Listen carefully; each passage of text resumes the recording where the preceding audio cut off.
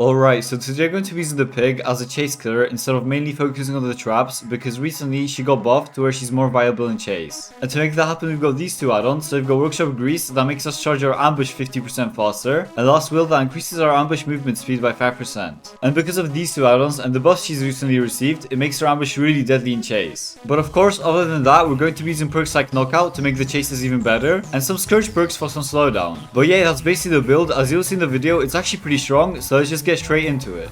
Alright, we have RPD. I feel like this should be a pretty good map because inside maps are especially good for pig, especially with this build where we just want to be using our power for, ambushes because of all the closed tiles that we can just crouch in and get the survivors easily. But yeah, let's go find them first. I can already see scratch marks here. And nice, we've got a survivor. Let me just get a quick M1 on her. I guess she was too stunned to actually do anything, and oh my god, we can just pick her up here. I mean, honestly, I wasn't expecting to get a quick grab at the start of the game, but I'm not complaining at all. Let's just get onto this Scourge to get some pain res and some other benefits, and then we can go for the other survivors that are somewhere around here. And yeah, I can see the Ada going there, but before that we will just kick this generator real quick, and then actually what I will do is go around like this to try to sneak up on her. And I think we can get these survivors if I just play my cards correctly, but we did get quite some distance, so I think we will be able to get this survivor pretty soon. If I crouch here and use my ambush, then I can just go around and we can get the injure, and perfect. That's the power of the add-ons here, that no matter what, they basically get injured every single time. So let's just kick this gen before going for the other survivor, or we'll just follow her here since she's so close. And yeah, if she doesn't jump this pallet, then she would be pretty dead, so that was a smart play. But that's why we have knockout, so now she's 5% hindered for a few seconds, and because of that we can catch up to her pretty quickly, although the Ada is trying to body block here, so this is kind of a complication. But honestly,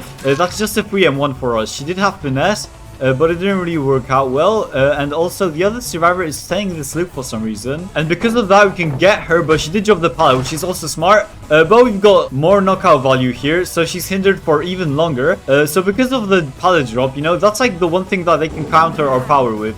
It's just like pallet drops, but because of that we brung knockout to this build, which lets us kind of counter that, so we basically have nothing stopping us. But yeah, let's just look her here. We get another pain res and gift of pain, and also we've got the Ada here, so I'll just chase her outside. I haven't been using my traps yet, but that's basically all planned because I'm using the pig as a chase killer, so the traps aren't something I'm focusing on. But yeah, let's try to sneak up on these survivors. They did prioritize the gen instead of unhooking her, which honestly might be the reason they will kind of lose. And wow, these survivors are just jumping from the air, I guess. Let's just follow her here. I think there was a survivor that vaulted, and because of that, perfect, we get all 4 survivors injured here, which is insane pressure, especially with Gift of Pain, which makes them, heal slower. We've got all these survivors here. I will just go around.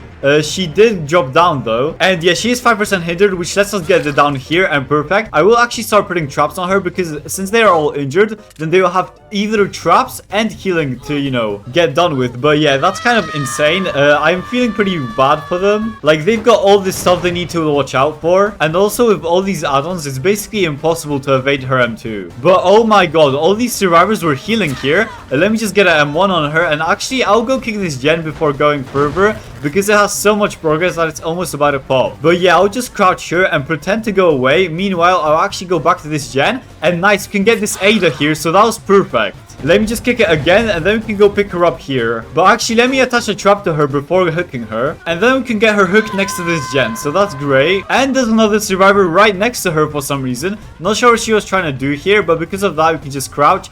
She'll definitely not drop this pallet and just go around, so we go after her. But yeah, she has a pretty bad pallet here, so if you go around like this, she'll have to drop it. And oh my god, even though we missed there, we can just get her here either way because of this power is just so strong. Like, the recovery time is so fast that even when you miss, it doesn't really matter too much. But yeah, let's get onto this pain rest here. I'm pretty sure we did already hook her on the pain rest though, so it won't do much. But since it's right next to this gen, then we can just cut it off and kick it real quick before it pops. And nice, we can see the Ada here. She was trying to do the jigsaw trap, but obviously she failed, which is unfortunate for her, but that's even more so than for us. But yeah, she's gonna vault this window, and then we can just get her with M1, so that's perfect. Oh, and she did have DS, unfortunate, but honestly it should be fine because she's going to a loop that has no pallets, and it's pretty much a dead end. She'll have to vault this, and she's dead, so that's great again. Let's just hook her here, and then we can go back for these survivors. I will just kick the gen outside, and then we're just gonna sneak up onto this survivor here, so that's perfect. We should be able to just get an